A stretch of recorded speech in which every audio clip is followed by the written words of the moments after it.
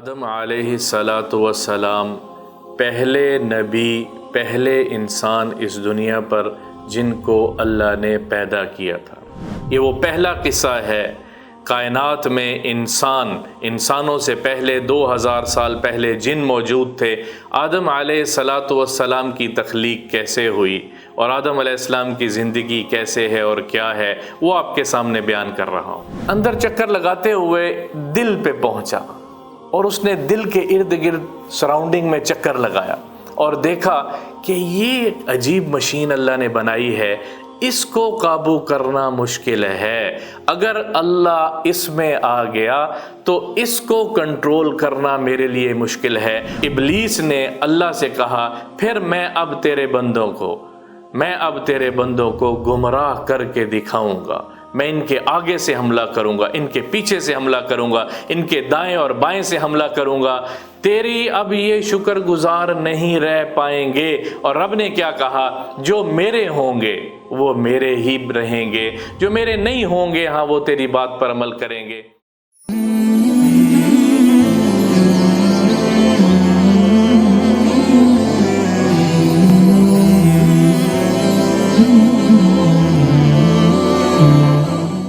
تو آدم علیہ السلام اور حوا علیہ السلام جنت میں رہتے تھے، تو وہ ابلیس کی دشمنی جو اس نے کہا تھا کہ میں بندوں کو بھٹکاؤں گا، اور اصل تو یہ ہے کہ اللہ نے دنیا کو وجود دینا تھا، تو ابلیس آدم کے پاس آیا۔ اللہ نے ساری جنت کی نعمتوں سے لطف اندوز ہونے کا کہا تھا، ہر چیز کھانے کا کہا تھا، ایک صرف درخت تھا جس سے منع کیا تھا، لا تقربا هذه شجرہ، ایک درخت تھا، اس درخت کے قریب آپ لوگ دونوں نے نہیں جانا، باقی جو کچھ کھاؤ سب کچھ تمہارا ہے۔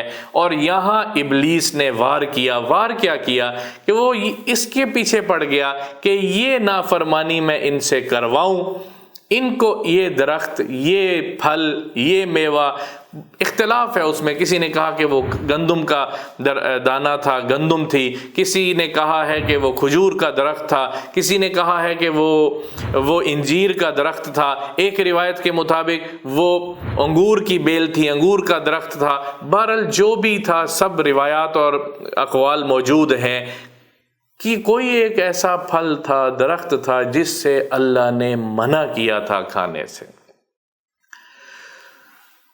تو ابلیس نے اپنا زور لگا لیا، یہ کھاؤ تم ہمیشہ رہنے لگ جاؤ گے جیسے اللہ ہمیشہ رہتا ہے، تمہیں کبھی زوال نہیں آئے گا، ملک بن جاؤ گے، فرشتوں میں شامل ہو جاؤ گے، اور مختلف طریقے سے۔ اور آدم علیہ السلام انکار کرتے رہے۔ پھر ایک روایت میں آتا ہے کہ وہ اماں حوا کے پاس گیا اور ان کو اس نے اپنے اس بات کی کہ یہ پھل کھا، اور حوا علیہ السلام نے اس پھل کو خود بھی کھایا اور آدم علیہ السلام کو بھی انہوں نے کھلایا۔ میرے رب نے یہ دنیا بنانی تھی۔ ایک اور روایت میں آتا ہے کہ یہاں شیطان ابلیس سانپ کی شکل میں، بہت خوبصورت سانپ کی شکل میں، وہ حوا علیہ السلام کے پاس گیا اور ان کو یہ پھل کھانے کے اوپر کہا۔ اس لیے بخاری شریف کی ایک اور روایت ہے کہ سانپ اور انسان کی دشمنی، اس کا مفہوم یہ ہے، سانپ اور انسان کی دشمنی بہت شروع سے چل رہی ہے، اس کے پیچھے وجہ یہ ہے۔ تو جیسے ہی وہ پھل اماں حوا نے کھایا اور آدم علیہ السلام نے کھایا، تو ان کے اوپر جسم کے سارے کپڑے یکدم اللہ نے اتار دیے۔ یہ پورا واقعہ تفصیل کے ساتھ میرے رب نے قرآن میں ذکر کیا ہے، میں صرف اس کی تھوڑی تشریح بیان کر رہا ہوں۔ کپڑے جسم سے اتر گئے اور بالکل وہ برہنہ ہو گئے، تو ادھر ادھر بھاگنے لگے اور جنت کے پتوں سے، درختوں کے پتوں سے اپنے جسم کو انہوں نے چھپایا، اور میرے رب نے ایک آواز دی کہ اہبتا منہا، یہاں سے نکل جاؤ جنت سے، اب تم نے یہ نافرمانی کی ہے، اب دنیا میں چلے جاؤ اور ہمیشہ یہاں سے اب تم چلے جاؤ ایک محدود مدت کے لیے۔ اور اللہ نے اس غلطی، اس خطا کے اوپر آدم علیہ السلام کو، حوا کو جنت سے نکال کر دنیا میں بھیجا ہے۔ اس کے پیچھے ایک پورا نظام تھا۔ میرا رب تو جانتا تھا کہ دنیا بنانی ہے، دنیا کا نظام چلانا ہے، اور پھر انسانوں کو ساتھ ہدایت کے لیے نبی بھیجنا ہے۔ آدم علیہ السلام کو اللہ تعالیٰ نے دنیا میں سری لنکا میں اتارا۔ ایک روایت کے مطابق آدم علیہ السلام کو دنیا میں اللہ تعالیٰ نے مکہ اور طائف کے درمیان ایک جگہ ہے دحنا، وہاں پر اتارا ہے۔ حوا علیہ السلام کو اللہ نے جدہ میں اتارا ہے۔ ابلیس کو جب نکالا تھا تو اللہ نے ابلیس کو اور شیطان کو اور جن اور وہ جو سانپ تھا اس کو اصفہان میں میرے رب نے اتارا اور بھیجا ہے۔ تو یوں اللہ نے دنیا کے نظام کو چلایا، اور آدم علیہ السلام اس دنیا میں اللہ نے آدم علیہ السلام کو نبی بنا کر بھیجا ہے، نبی بنا کر بھیجا ہے۔ اور پھر آدم علیہ السلام دور تھے، حوا علیہ السلام دور تھی، اور دونوں کو اللہ نے ملایا ہے جبل رحمت پہ، اور وہاں آدم علیہ السلام نے اللہ کے سامنے رو رو کے دعا کی، رو رو کے ربنا ظلمنا انفسنا ان لم تغفر لنا وترحمنا لنکونن من الخاسرین، اے میرے رب اگر تو نے ہمیں معاف نہ کیا تو ہم خاسرین میں سے ہو جائیں گے۔ ان کی دعا کے اوپر میرے رب نے جو انہوں نے اللہ سے معافی مانگی تو اللہ نے ان کو معاف کیا۔ کون اس غلطی کو معاف کیا جو جنت میں انہوں نے ابلیس کی بات کو مان کر جو پھل کھایا تھا، اللہ نے اس غلطی کو معاف کیا، اور اللہ نے کہا اب تم اس دنیا میں رہو ایک محدود مدت تک اور اس کام کو کرو، اور اللہ کی پہچان لوگ جیسے جیسے بڑھتے چلے جائیں گے اللہ کی پہچان کرواتے چلے جاؤ، اللہ کی پہچان کرواتے چلے جاؤ۔ تو آدم علیہ السلام سب سے پہلے انسان جو کہ اللہ نے نبی بنا کر، پیغمبر بنا کر اس دنیا میں بھیجا ہے، اور ساتھ حوا علیہ السلام ان کے ساتھ اللہ نے بھیجا کیونکہ نسل کو چلانا تھا، نسل کو چلانا تھا۔ ادھر سے یہ ہدایت کا راستہ آدم کے ذریعے سے، وحی جبریل کے ذریعے سے وحی کا راستہ چلا، اور ادھر سے ابلیس کے ذریعے سے راستے میں اس وحی کے راستے میں رکاوٹیں ڈالنے کے لیے حضور اکرم صلی اللہ تعالی علیہ وسلم کی روایت ہے، مسند احمد نے نقل کی ہے کہ ابلیس یعنی شیطان انسان کے ہر راستے پر بیٹھا ہے اس کو روکنے کے لیے، خیر کی طرف جائے اس کی رکاوٹ ڈالنے کے لیے۔ جو اس سے بچ جائے گا وہ کامیاب ہو جائے گا، اور بچے گا کون؟ جو اللہ کی ہدایت کردہ راستہ، انبیاء کی طرف سے جو وحی بھیجی گئی، انبیاء نے جس راستے کو بتایا ہے، جو اس ہدایت کردہ اس راستے پر چلے گا وہ بچے گا۔ تو اللہ نے اب مخلوق کے سلسلے کو آگے چلانا تھا، تو صبح و شام آدم اور حوا سے بچے پیدا ہوتے تھے۔ جو رب 9 مہینے میں بچہ پیدا کر سکتا ہے وہ رب پل بھر میں بچے پیدا کر سکتا ہے۔ صبح اور شام، صبح لڑکا اور لڑکی پیدا ہوتے تھے، شام لڑکا اور لڑکی پیدا ہوتے تھے۔ صبح والا لڑکا اس کا شادی شام والی لڑکی کے ساتھ ہوتی تھی کہ وہ صبح والے آپس میں بہن بھائی قرار ہوتے تھے، اور صبح والا شام والی لڑکی سے شادی کرتا تھا، اور صبح والی لڑکی کی شام والے لڑکے سے شادی ہوتی تھی۔ تو یہ اس وقت کی شریعت میں نظام آگے چلا نسل کو چلانے کے لیے، اور اس طرح سے تعداد بڑھتی چلی گئی۔ آدم علیہ السلام کے ہاں قابیل اور حابیل پیدا ہوئے۔ قابیل کے ساتھ بھی ایک بچی پیدا ہوئی، لڑکی پیدا ہوئی، حابیل کے ساتھ بھی ایک لڑکی پیدا ہوئی۔ حابیل اللہ نے آدم علیہ السلام کو نیک صفات والا بچہ عطا کیا تھا، اللہ کی فرما برداری والا بچہ عطا کیا تھا، اور قابیل نافرمانی کی طرف چلنے لگا۔ حابیل کے بارے میں حکم یہ تھا کہ وہ جو قابیل کے ساتھ بچی پیدا ہوئی ہے، لڑکی پیدا ہوئی ہے، اس کے ساتھ شادی کرے گا، لیکن قابیل نے انکار کیا۔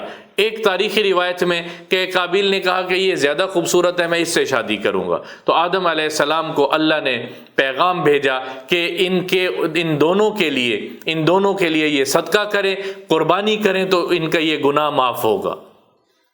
تو حابیل نے اپنے جانوروں میں سب سے خوبصورت جانور تلاش کر کے اللہ کی نظر میں قربانی کے طور پہ پیش کیا، اور قابیل نے وہ جی چراتے ہوئے سب سے کمزور لاغر جانور وہ قربانی کے لیے پیش کیا۔ اس زمانے میں قربانی قبول ہوئی ہے کہ نہیں ہوئی؟ وہ آسمان سے آگ اترتی تھی اور جس کی قربانی وہ آگ جلا کر راکھ کر دیتی تھی اس کی قبول ہوئی۔ تو دونوں کی قربانیوں کے لیے جو سامنے آئی تو اللہ نے آسمان سے آگ نازل کی۔ جب آسمان سے آگ نازل کی تو حابیل کی قربانی قبول ہوئی، وہ جل کے راکھ ہو گئی، اور قابیل کی قربانی اسی طرح سے رہ گئی، جس پر قابیل کو شدید غصہ آیا اور اس نے کہا کہ تیری قربانی قبول ہو گئی، میری قبول نہیں ہوئی۔ تو حابیل اس کا بھائی ہے، اس نے کہا کہ یہ تو اللہ کا فضل ہے، وہ جس پہ چاہے اپنا فضل کر دے، اس میں تو کسی کا کوئی کرنا نہیں ہے، تو بھی اللہ کو راضی کرنے والے راستے پہ چل، اللہ تیرے ساتھ بھی ایسا معاملہ کرے گا،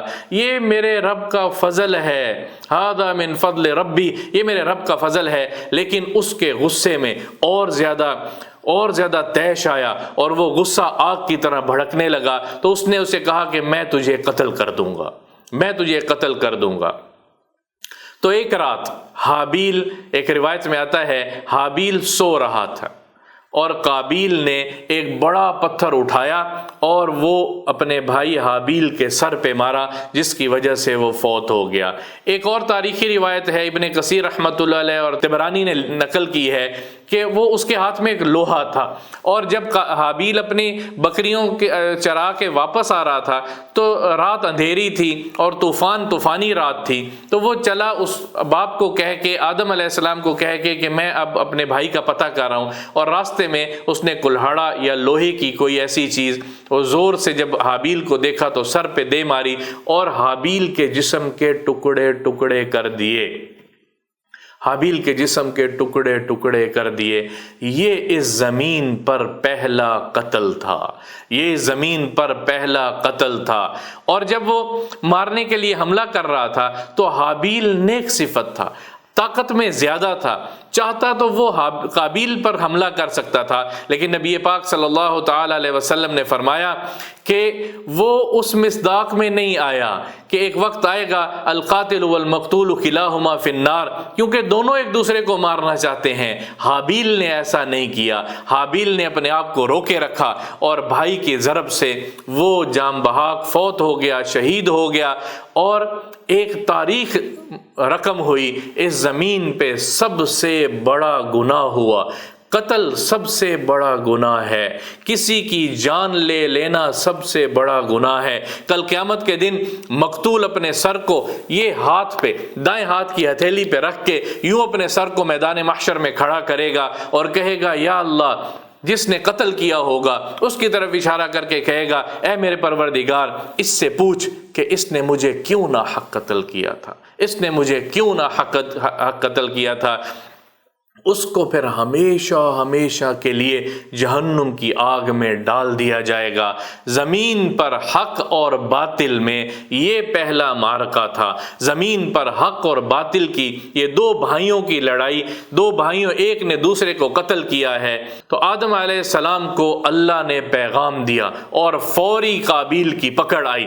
کیا عذاب مسلط ہوا قابیل پر، کیا عذاب مسلط ہوا؟ روایات میں موجود ہے کہ اس کے پاؤں کو اس کی پنڈلی کے ساتھ یوں چپکا دیا گیا، وہ چلنے پھرنے سے قاصر ہو گیا اور لنگڑاتا پھرتا تھا۔ اور دوسرا کیا عذاب مسلط ہوا کہ جس طرف سورج کا رخ ہوتا تھا قابیل کا چہرہ اس طرف پھیر دیا جاتا تھا، تو سورج کی تپش کی وجہ سے، سورج کی تیز دھوپ کی وجہ سے کچھ دیر تو اس نے برداشت کیا کہ شاید سورج اب ڈھلے گا، تو جس طرف سورج ڈھلتا تھا وہ نہ چاہتے ہوئے میرا رب، میرا اور آپ کا رب اس کا چہرہ سورج کی طرف، تپش کی طرف کر دیتا تھا، اور اسی عذاب میں وہ فوت ہو گیا، چیختے چلاتے اس کا انتقال ہو گیا۔ میرے رب کی جو مانے گا وہ کامیاب ہے اس دنیا میں، اللہ کی رضا کے مطابق جو زندگی گزارے گا وہ کامیاب ہے، وہ مقتول بھی ہے تو وہ کامیاب ہے، اور وہ معزز بھی ہے تو وہ کامیاب ہے، وہ اس کو ذلیل کیا جا رہا ہے تب بھی وہ کامیاب ہے۔ کامیابی اللہ کے احکامات کو ماننے میں ہے۔ اس کے بعد آدم علیہ السلام کی نسل اسی طرح سے آگے چلی ہے، اور آدم علیہ السلام کو اللہ نے بہت ساری اولاد سے نوازا ہے۔ آدم علیہ السلام کی اولاد چلتے چلتے پھر اللہ تعالیٰ نے 1000 سال آدم علیہ السلام کی عمر تھی، 1000 سال عمر تھی، اللہ نے ایک بیٹا دیا جس کا نام شیث تھا، اور وہ اللہ کی طرف سے آدم علیہ السلام کے بعد نبی مقرر ہوئے، شیث علیہ السلام۔ روایت میں آتا ہے کہ جب آدم علیہ السلام کا انتقال ہوا اس وقت تک وہ اپنی نسل میں سے 4 لاکھ اپنی اولاد کو دیکھ چکے تھے۔ شیث علیہ السلام کو آدم علیہ السلام نے نصیحت کی ہے جب موت کا وقت قریب آیا، اور وہ ساری ذمہ داری اس دعوت اور تبلیغ کی، اس ہدایت و رشد و ہدایت کو پھیلانے کی ساری ذمہ داری شیث علیہ السلام کے سپرد کی ہے، اور اللہ کا شکر ادا کیا کہ وہ حابیل کا دکھ، حابیل کے قتل ہونے کا دکھ آدم علیہ السلام کو ختم نہیں ہوا، کیونکہ وہ کہتے تھے میرا بہت نیک وکار بیٹا ہے۔ شیث علیہ السلام جب پیدا ہوئے تو آدم علیہ السلام نے کہا یا اللہ تو نے حابیل کا بدل مجھے شیث کی شکل میں عطا فرمایا ہے۔ آدم علیہ السلام کا انتقال کا وقت قریب آیا تو آدم علیہ السلام نے اپنے سارے بچوں کو سامنے کیا اور کہنے لگے میرا دل چاہ رہا ہے کہ میں جنت کے پھل کھاؤں۔ تو کچھ اولاد میں سے کچھ بچے وہ پھل ڈھونڈنے کے لیے نکلے تو راستے میں ان کو فرشتے ملے۔ کہا کہاں جا رہے ہو؟ انہوں نے کہا ہمارے ابا آدم علیہ السلام نے کہا ہے کہ کچھ پھل کھانے ہیں، ان کے تو انتقال کا وقت قریب آ گیا ہے۔ وہ واپس آئے، آدم علیہ السلام کے لیے وہ اللہ کی طرف سے پیغام تھا کہ اب تم نے میرے پاس آنا ہے۔ حضور اکرم صلی اللہ تعالی علیہ وسلم کی ایک حدیث ہے کہ جب آدم علیہ السلام کو اللہ نے پیدا کیا تو آدم علیہ السلام کی پیٹھ پر اپنا دست رحمت پھیرا، اور ساری انسان قیامت تک جتنے انسان اس دنیا میں آنے تھے میرے آپ کے سمیت آدم علیہ السلام کو سب دکھائے، سب کی شکلیں دکھائیں، سب کو سامنے کیا، جتنے کروڑ ارب جتنے لوگ ہوں گے یا ہیں یا آنے ہیں سب کو آدم علیہ السلام کو دکھایا۔ اس میں سے آدم علیہ السلام نے ایک شخص کو دیکھا کہ ان کی پیشانی پہ نور چمک رہا ہے۔ انہوں نے کہا یہ کون ہے؟ انہوں نے کہا یہ آپ کی امت میں ایک نبی آئے گا، داؤد علیہ السلام۔ انہوں نے کہا ان کی عمر کتنی ہوگی؟ انہوں نے کہا یہ 60 سال ان کی عمر ہوگی۔ انہوں نے کہا بہت تھوڑی ہے، میری عمر میں سے ان کی عمر کے 40 سال بڑھا دیں۔ تو یہاں پر جب وہ فرشتے روح قبض کرنے کے لیے آئے تو آدم علیہ السلام نے کہا میری تو ابھی عمر باقی ہے۔ انہوں نے کہا آپ نے 40 سال اپنی عمر کے اپنے ایک بیٹے داؤد علیہ السلام کو دیے تھے، لہذا آپ کی عمر پوری ہو چکی ہے، اب آپ اللہ کی طرف جائیں۔ تاریخ میں ایک روایت ہے کہ جب فرشتے روح قبض کرنے لگے تو حوا علیہ السلام آدم علیہ السلام کو لپٹ گئی کہ آپ مجھے چھوڑ کے چلے جائیں گے، کیونکہ انسانیت ہے، انسان کے جو دکھ اور درد ہیں اس کی وجہ سے۔ تو آدم علیہ السلام نے ان کو ہاتھ سے پرے کیا اور کہنے لگے کہ مجھے میرے مالک کے پاس جانے دے، مجھے اس مقام پہ جانے دے جہاں سے مجھے نکالا گیا تھا، اور تیری وجہ سے مجھے وہاں سے نکالا گیا تھا، اب میں تیری بات نہیں مانوں گا، اب میں واپس اپنے رب کے پاس جانا چاہتا ہوں۔ فرشتوں نے روح کو قبض کیا اور پھر وہ ان کی قبر، ایک روایت کے اندر آتا ہے ان کی قبر کو کھودا گیا، اور شیث علیہ السلام بھی ساتھ شامل ہوئے، اور ان کا کفن جنت سے لایا گیا، خوشبودار کفن، اور ان کے کفن دفن کے بعد ان کو دفن کیا گیا، تدفین کی گئی، اور شیث علیہ السلام سے تعزیت کے لیے باری باری آسمان کے فرشتے آ کر ان سے تعزیت کرتے رہے کہ آدم علیہ السلام ہمارے جد امجد، ہم سب کے مین کائنڈ، اس پوری main kind, whole main kind کے فادر، وہ اس دنیا سے رخصت ہوئے ہیں۔ آدم علیہ السلام کی قبر کے بارے میں اختلاف ہے کہاں ہے۔ ایک روایت کے مطابق، طبرانی کی ایک روایت ہے، اس کے مطابق آدم علیہ السلام کی قبر سری لنکا میں جہاں ان کو اتارا گیا تھا وہیں ان کی قبر بنائی گئی۔ اور ایک روایت کے اندر جو زیادہ صحیح لگتی ہے، اس روایت کے اندر آدم علیہ السلام مکہ میں جبل ابی قبیس پر آدم علیہ السلام کی قبر بنی۔ جب بعد میں طوفان نوح آیا تو نوح علیہ السلام نے آدم اور حوا کی جسد اطہر کو نکالا اور تابوت میں بند کیا اور وہ اپنے ساتھ کشتی میں لے گئے۔ یہ بھی ایک تاریخ کی ایک روایت ہے۔ اور بعد میں جب طوفان تھما تو پھر آدم علیہ السلام کو بیت المقدس میں، آدم اور حوا کو بیت المقدس میں دوبارہ سپرد خاک کیا گیا۔ واللہ اعلم۔ اس میں چند چیزیں تاریخ کی میں نے آپ کے سامنے پیش کی ہیں، وہ بھی کتابیں اتھینٹک کتابیں ہیں، وہ بھی تاریخ کی ابن کثیر سے میں نے لی ہے، طبرانی سے لی ہے، اسی طرح جو قرآن کی تفاسیر ہیں ان میں کچھ روایات ہیں وہاں سے لی ہیں۔ کوشش کی ہے کہ صحیح صحاح ستہ سے جتنا ہو سکے اس کو بیان کیا جائے، تاکہ ہماری نسل کے سامنے ہمارے انبیاء، ہمارے جد امجد حضرت آدم علیہ السلام کی زندگی سامنے آئے۔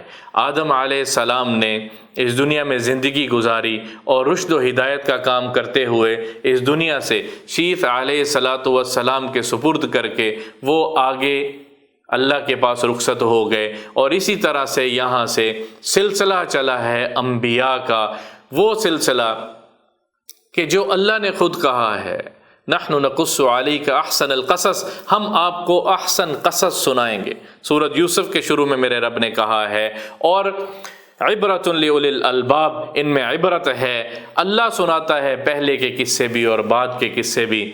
ان قصوں کو ہم سنیں، ان قصوں کو ہم اپنے بچوں کو سنائیں۔ یہ ہے ہمارے آئیڈیل، یہ ہے وہ زندگی جو اللہ نے اتاری تھی، جس سے دل بدلے گا، جس سے زندگی بدلے گی، جس سے ہمیں اپنے راستے پہ چلنا کیسے چلنا ہے۔ ایک چوتھائی